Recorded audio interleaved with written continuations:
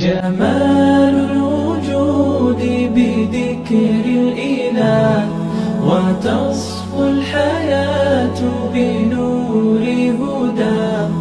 جمال الوجود بذكر الإله، وتصفو الحياة بنور هداه.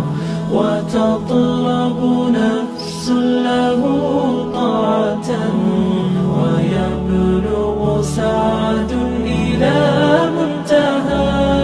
فؤاد شغوف إلى ربه، أحب رضاه أحب لقاه.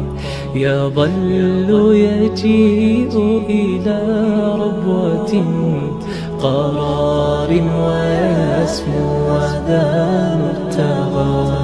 فلا لهو يثنيه عن سيره، ولا جمع مال تغى الشهوى.